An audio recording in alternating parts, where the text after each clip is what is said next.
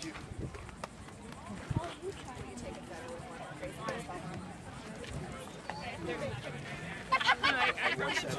selfie with me. Busy baseball mom's looking for the best. They're better than me, He's right there. I'm just gonna do it. Yeah.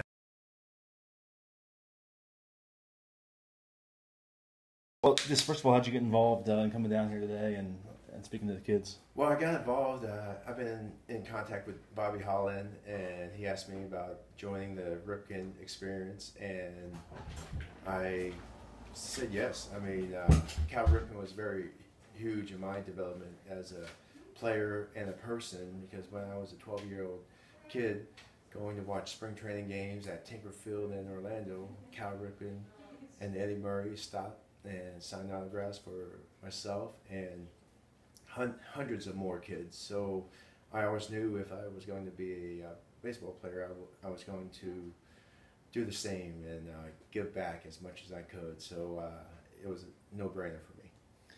You mentioned you have a son and 6 daughters. Stay pretty busy with that. What else occupies your time these days now that you're not playing? Well, I'm playing a lot of golf and hanging with the kids. I mean, they are constantly going in all different directions. Seems like when I do appearances related to baseball, they're mostly up in New York City. Just easy to get to, and whenever I do travel, I like to try to have multiple things going on at the same time. And big reason why I ended up being late here was originally we were going to come from Atlanta, where my son was playing a baseball tournament, and just heading straight to Myrtle Beach and spend a couple more days here. Well, his summer team added a few more tournaments, and so it was down in Florida, so we had to reconfigure everything and head back down to Florida, and I saw the flight that I had last night, and it was delayed. I would have missed that connection to Myrtle Beach, and wouldn't have been able to get here. And then this morning, just overslept. Just planning my schedule, it's amazing. So everyone says I need to get a assistant, and I think they're right. But you made it, and I made it, yeah, fortunately. What's it mean to you that you get that kind of response from fans, and then even from kids who maybe were very young when you were having your peak years? Well, it's great, and just hearing all the questions they had, because I was trying to talk and give them a lengthy speech, and all of a sudden I see all these hands up in the air wanting to ask me certain things. So I figured, might as well open up to questions, because I'm sure I was boring them with little tidbits of my career. You're still so freshly out of it. When you catch a game on TV, how much of your mind thinks, I face this guy, I could still get a hit off him right now? Always. As baseball players, you always think you can get the job done. May not be able to do it as consistently, but you feel like you can still get a hit. Because baseball is one of those games where your best swing doesn't necessarily mean you're going to get a hit, and your worst swing can actually turn into a double. So that's how I always approach the game. I never got too down about myself. I knew the other players were competing and trying to get to the level which I ended up getting to, and so it's a fun game. And yeah, I do miss it, and I do miss traveling to certain places, because I'm not going to do it as often, like going out to Seattle and Anaheim, especially the West Coast. And I do get up to New York and Boston every now and then, so I still get to see some of the great places and great cities. But yeah, that first year out was definitely a tough one, but I've adjusted, and so has my golf game, and so has a lot of other things. Last I heard, you hadn't officially filed for retirement, though. Are you totally at peace at this point, or is there still that? Yeah, I'm totally at peace. I guess I just really don't know what to do. Do I just show up at the Players Association or at the MLB offices and sign paperwork? And I'm in New York a lot, so I just need to do it and get it over with. And I probably should have did it a few years ago, instead of people constantly asking me, so can you still play? Can you do this? And I don't know. I'm just, definitely done. Being at home with my family has been the most rewarding thing from having a long career, is that I'm able to go swimming with the kids every day. I'm able to be at home with them when they go to bed, and I take them to school. And so that's definitely been the most rewarding thing about playing baseball. You were getting so close to 3,000. How much did you want the chance to keep going as long as you were productive and try and reach that milestone? Well, I think it would have been great. I was coming off of a pretty good year with Tampa Bay, and all of a sudden there were no offers to go and play. And then there was that offer from Cleveland where I wasn't going to have much spring training, and so it was like, get ready quick. And that was definitely the end of it, because I just wasn't ready to take on major league pitching. I needed more time, and so it was difficult, because you always think when you leave the game, the game's going to pat you on the back and say good job. Right. And that wasn't the case. It was almost like, well, see ya. But yeah, it was difficult, especially heading into my last year with Cleveland. I played 140 plus games for 16 straight seasons. Brooks Robinson and Willie Mays are the only two guys who have done that. Cal would have if there wasn't for the strike. And the fact that I can go from playing 140 plus games a year to hardly playing or not even getting a job, I mean, that goes to show you my durability and my health during my baseball career. But all of a sudden it's just done, and there's really nothing you can do about it except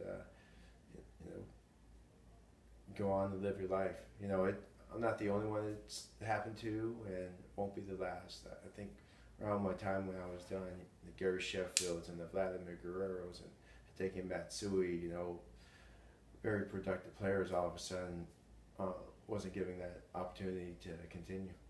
Yeah, it reminds you of this business.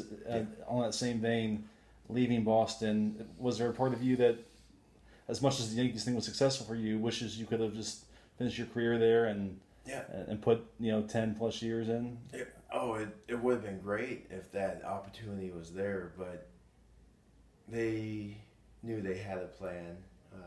Bringing Coco Chris for a year, Jacoby Ellsbury was going to be ready soon, so coulda, woulda, shoulda. The offer came to me after I agreed with the Yankees, and I believe the same thing happened with Ellsbury too.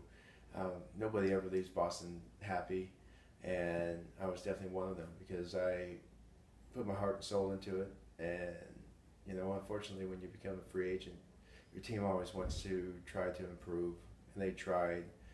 That first year, they didn't quite happen, and then the second year it did. Ellsbury got healthy. They had some great signings like Dice K and that kind of stuff. So, my career wasn't to spend a lot of years with a team, so that's why Kansas City, I spent almost 6 years there, and Boston and New York 4 years. So, as much as you would like to play your whole career for one team, it's just not happening too much anymore. And it's funny, I think most fans would associate you with Boston, even still, but Kansas City was your longest tenure. Yes. When you look back, what franchise do you associate yourself with if you had to choose a hat for a certain honor down the road? It's a tough call. I would think my longevity with Kansas City probably would have been it, but that team and those fans never got to see me actually help them win games. They saw me be good, but there's a lot of things you wish could have happened, but baseball, you find out that it's a business. And so I know a bunch of these kids, you have a big Detroit following now. I'm sure all those kids want to be drafted by Detroit and play baseball for the Tigers, but guess what?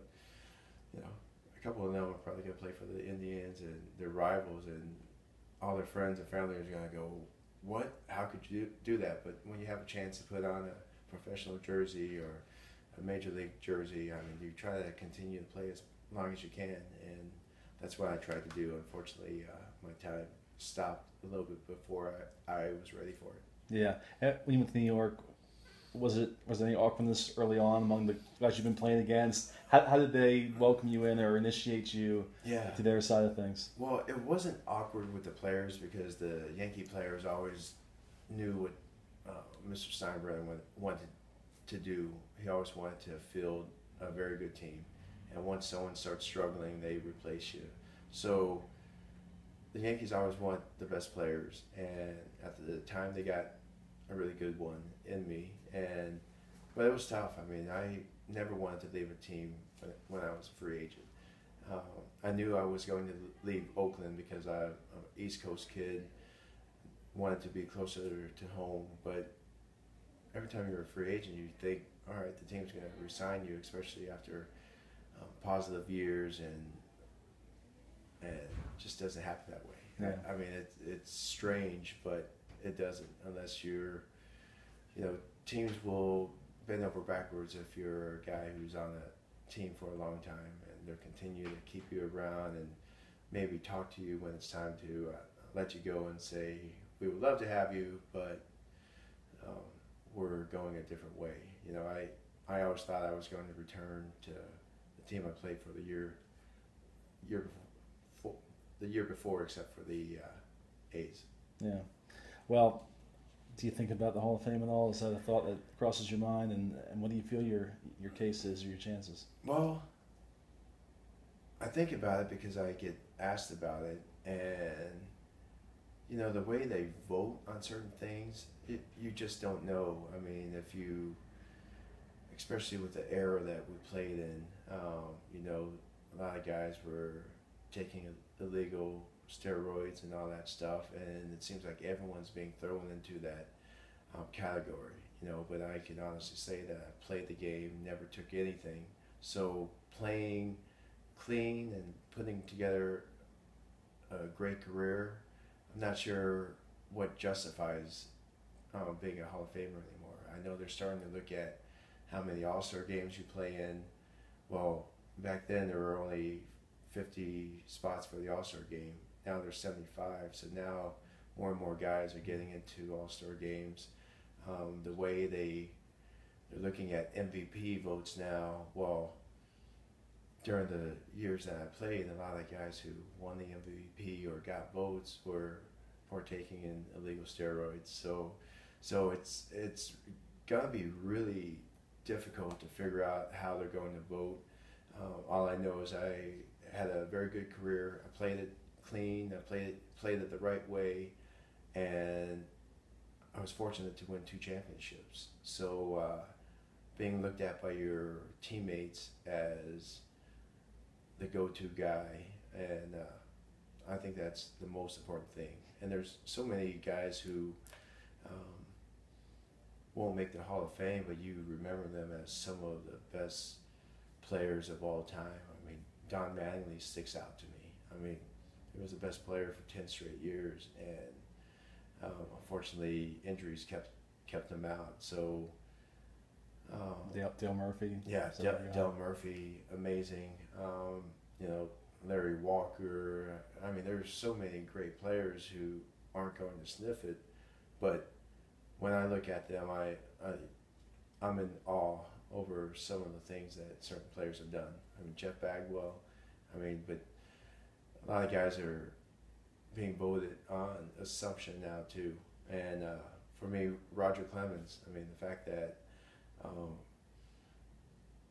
our government tried to prove he was guilty and spent $70 million of our tax money to do it, and they did not succeed. So I'm convinced that Roger probably did the best protein shakes and all that stuff, but I'm convinced that he wasn't doing anything out of context with baseball. Since you brought it up, does it bother you that so few hitters from your era are getting that respect, and a guy like Bagwell, who really has never been directly implicated and probably should be in already, isn't in, and that's just the reality at this point? Yeah, I think that's difficult. And I mean, even a year ago, I was so against everyone who who got in trouble. But, you know, what they were doing was not right, but they weren't killing anyone. They weren't doing harmful crimes. And I mean, I think I've opened up a little bit because we'll never get over it until we can accept people's mistakes and moving forward. So I think like guys like A-Rod, I mean, look at those numbers. They're incredible. But I also think, you know, time will heal wounds, but are we really being affected by it? I don't think so. So hopefully one day everyone can forget about it and still look at A-Rod as one of the greatest players who ever put on a uniform. So your opinion shifted a little bit on guys like him and Manny and. Well, you know, you know, I'm looking at myself and saying, how am I to judge? And I think, you know, when you do the illegal steroids, I mean, they took a chance with their livelihoods, with their careers, and now they won't get into the Hall of Fame, but at least not yet. But like the guys like Pettit, who may have stopped by a doctor and got some human growth. I mean, when someone tells you that you can continue to play and you can, and this is going to help your body repair every 5 days, and it's not a steroid, well, you're going to have people like their eyes light up and say, huh, really? And, you know, as we can see how baseball is going now, the guys who did get in trouble with A-Rod and stuff, you know, A-Rod's the only guy who's hearing it. You know, you're not hearing the Milky Cabreras, you're not hearing the Nelson Cruzers. True, you yeah. know, those guys have been able to go out and make another $100 million in their career, and it's you know, it's all good. Ron Braun continuously gets cheered, so it's like I think a lot of fans tend to forget, except if it's A-Rod. Well, let's end on a positive note, a fun note. You're in the batter's box. You're looking for one more hit. Who's the one pitcher you definitely did not want to see on the mound? Oh, Mariano. I mean, you know what's coming, and it's still tough to hit. So, you know, you got to make sure you bring about 4 or 5 bats up to the plate because he plans on destroying them.